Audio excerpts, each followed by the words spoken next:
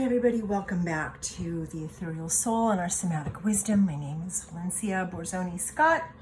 I'm the author of Chasing Shade, Living with Developmental Trauma, and on this channel we talk about the body, messages from the body, body wisdom, what it means to be in a body, live in a body, how do we learn to trust our body, all the things somatic related. And we talk about how we bring our bodies into the world. How do we show up?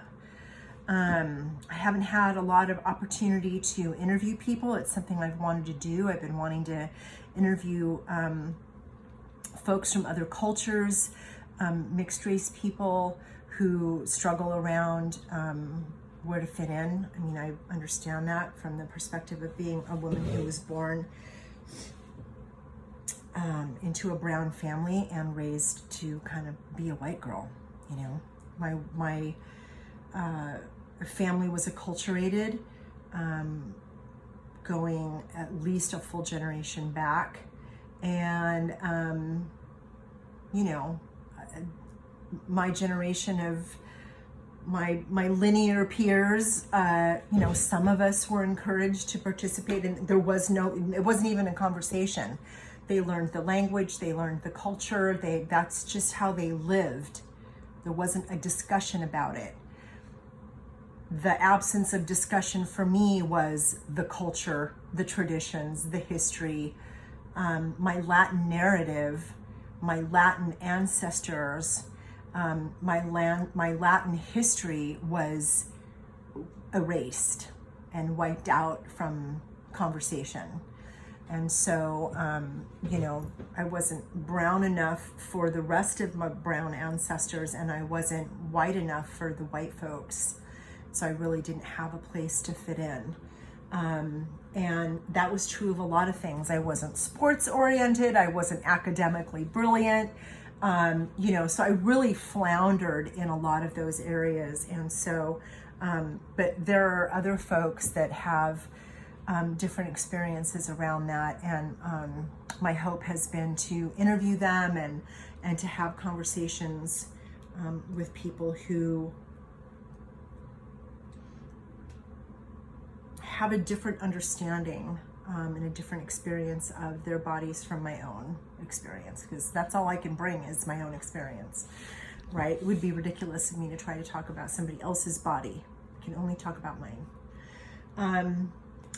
And so today we're talking about boundaries. You know, put a couple of videos up so far talking about boundaries and what is a boundary, what does that even mean?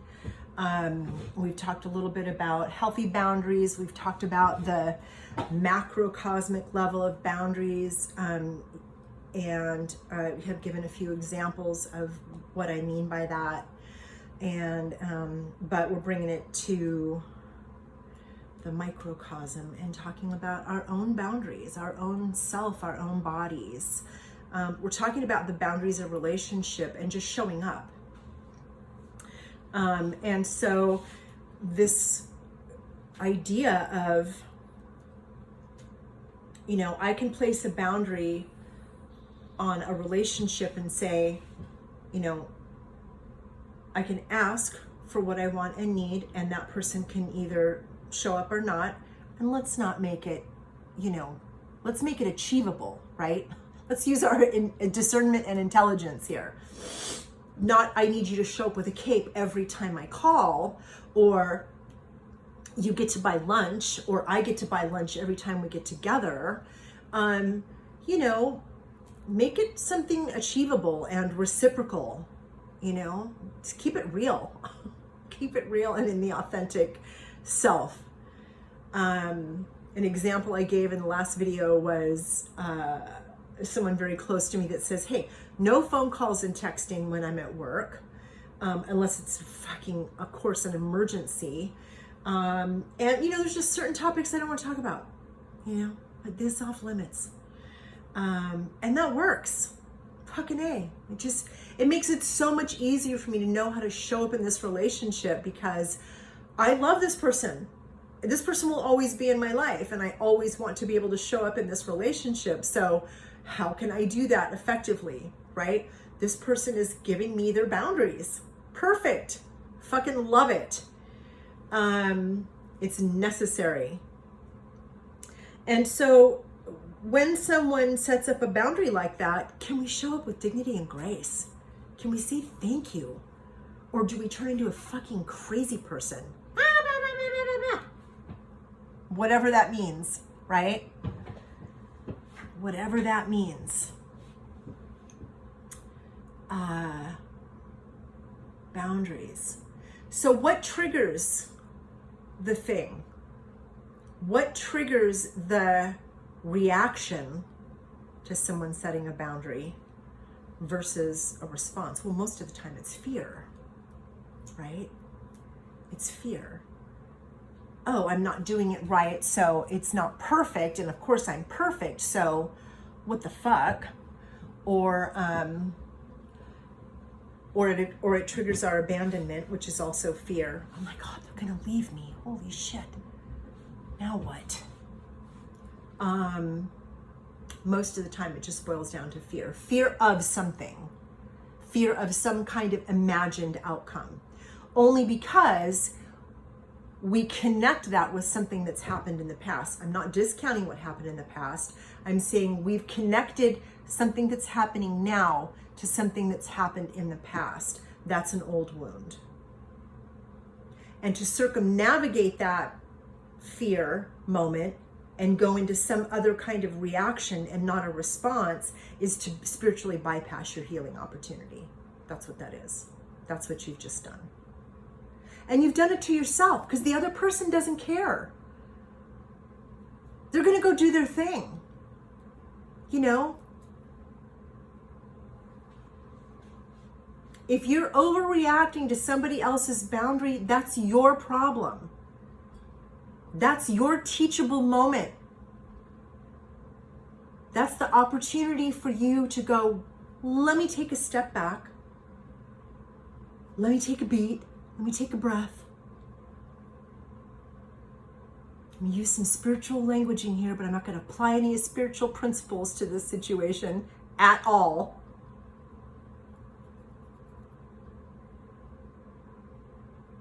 Let me evaluate what's happening and use my heart to do it instead of some old fucking wound that doesn't have anything to do with the present moment, doesn't have anything to do with the person that I'm talking to, it doesn't have anything to do with the boundary that they're setting, because it's not who they are. Who am I talking to right now? Who am I looking at?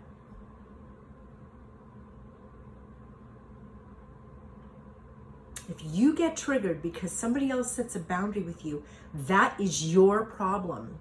And you better fucking call it like it is. Don't be placing that on them. Oh, well, they. No, that's not how it works. That is spiritual bypassing. And the fucked up thing about that too is that if you claim to be a spiritual person, you're actually not, because there's no integration there. You're not saying, oh, here's an opportunity for me to apply my spiritual principles, the shit I talk about all the time with, you know, my girlfriends over wine or tea, you know, at our sewing group, or, you know, our sunbathing poolside soiree, whatever it is, you know, context. But then when it comes right down to it, I'm just going to be a fucking, you know, crazy person. Because you're not living it. You're not living it. You've been triggered. And you're caught in the loop, right? We talk about this. I talk about this in my book, tape loops. Fucking shit's just running. Got you on the treadmill. Got you on the treadmill of trigger treadmill. Boop, boop, boop, boop, boop, boop, boop. You're just running on that loop. You're not present. You're not in the present moment. You are fucking reacting to something else. Somebody puts a boundary up and you're not okay with that. That's an opportunity. That's a fucking missed opportunity. And guess what? That shit's gonna keep coming up. somebody's going to set a boundary. People are going to set boundaries with you. That is their right. No right and wrong. That is their choice. That's their choice. That's their decision to set up a boundary for themselves around something that's happening in the relationship that they don't agree with, that's uncomfortable for them. I mean, they could ghost you, and then you would never even know. Because guess what? If someone's ghosting you, they don't owe you shit. They don't owe you an explanation. They don't owe you any kind of loyalty. If you disrespected their boundary, they don't owe you anything. They don't. I've been ghosted. I've had people ghost me. Some relationships I cared about, and I was bummed about that.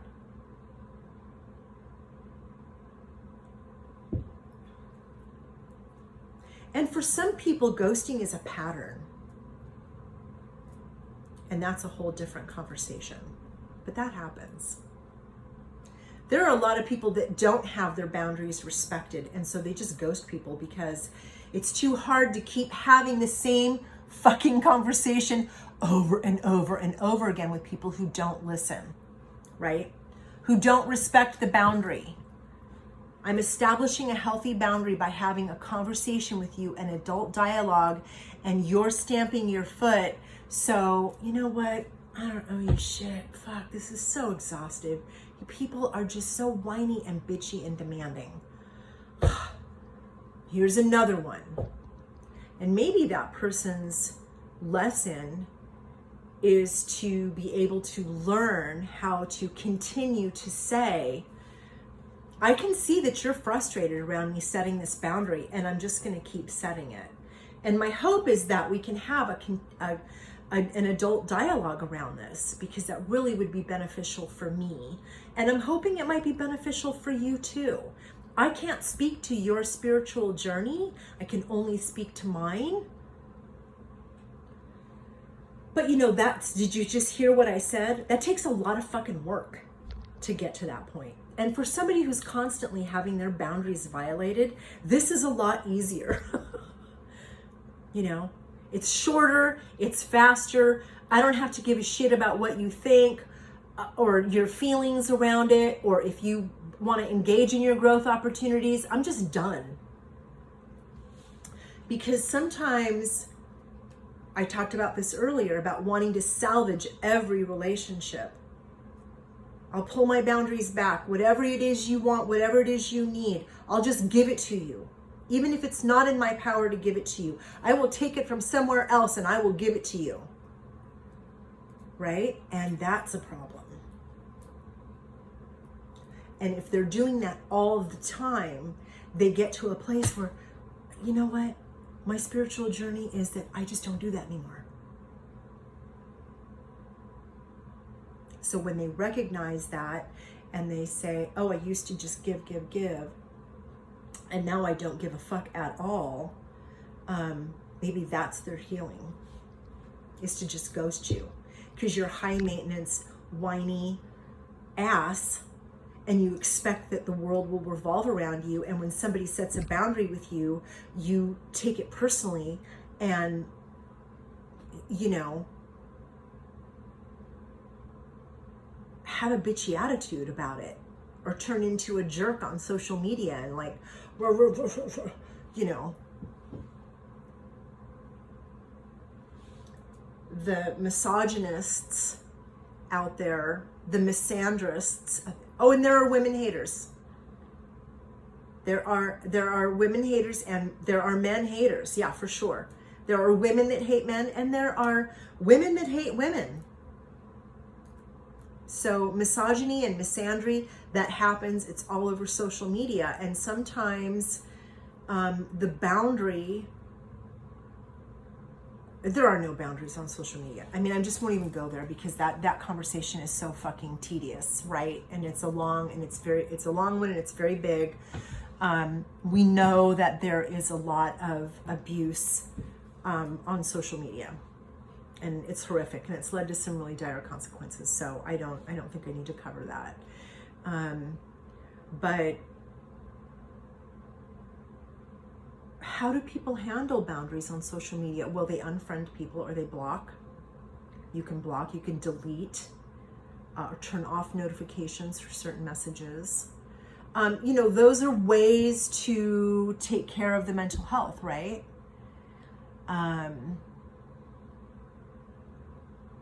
And I think it's important for those of us that might take a boundary setting personally, to try to put ourselves in that person's place for a second. What would I do if the situation were reversed? What would I want if the situation were reversed? If I were coming to that person with this piece of information about how I want the relationship to go moving forward, right?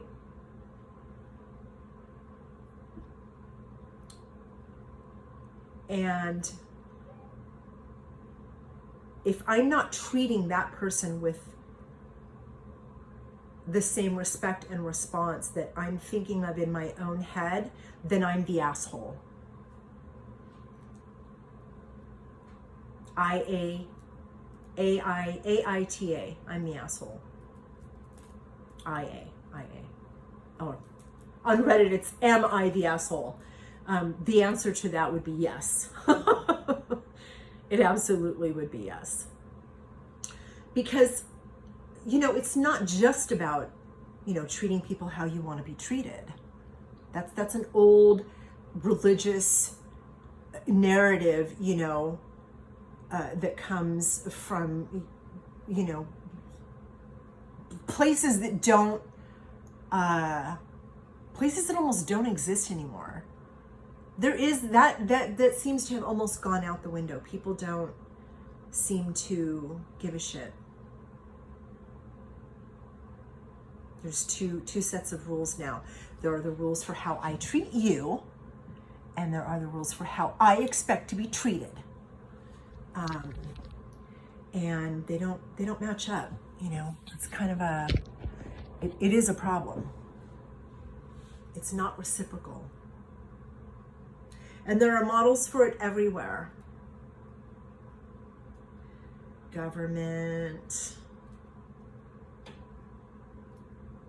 for one. So I really, for me, it's important to kind of recognize the boundary thing. Am I pushing somebody else's boundaries by something I'm doing? And one thing I'm not very good at is asking questions. That's something that I'm still learning how to do, how to be better at, how to be better about. And there's a lot of benefit in that. So I can get a lot of information from someone by asking questions, You're setting a boundary with me. Is that something that have I been doing that? Because I'm really sorry if I have. If I've been over texting or calling at work or, constantly bringing up that subject. It's just part of my personality, and I don't like it all the time, that I'm always, the doomsday girl or whatever, and I won't do that with you. Does that sound okay? So asking questions like that, do I do that with you, or have I done that with you in the past? And then making amends for that. I'm sorry, I won't do it again.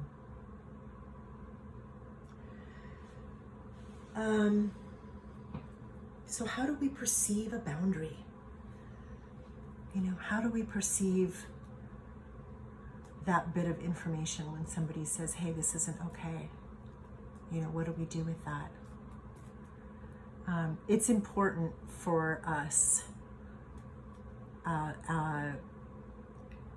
important for those of us on YouTube, important for those of us using our social media platforms to influence other people, I've had private conversations with people, and they're horrified by a lot of the podcasting that's going on out there, by a lot of and I think many of us are, but not just the podcasting, but the way social media is being used. TikTok is another one. Don't even get me started about TikTok. For every 150 pieces of information I have heard about from other people, there has been maybe one of value that is scientifically backed and has some research attached to it, and is information that I actually learned in bodywork school or in my bachelor's program. But the rest of it is sheer bullshit. So far, that's what I've come across. So how are we influencing? How are we being influenced? And questioning that. I question a lot in my own head and when I'm doing research, but I don't ask questions of other people, and that's an old wound, and I know it. I've always known that. So that's not a mystery to me. That's just information that I've had and am still working with. Maybe that'll happen, keep happening. Maybe I'll get to a place where I'll be better with questions. Who knows? I would like that. To get to a place where I'm a little more relaxed and I can ask more questions. So coming up, we're going to talk a little bit more about fear and how we get triggered, and what is the fear? What are the fears? The fears when people set a boundary with us, and just fear in general, because I think fear is a very powerful emotion, and it often it's usually covered up. It's usually masked by anger and other things, disordered eating, and mine was nail picking. Picking the skin on my fingers and biting my nails and things like that. So we'll talk more about fear coming up.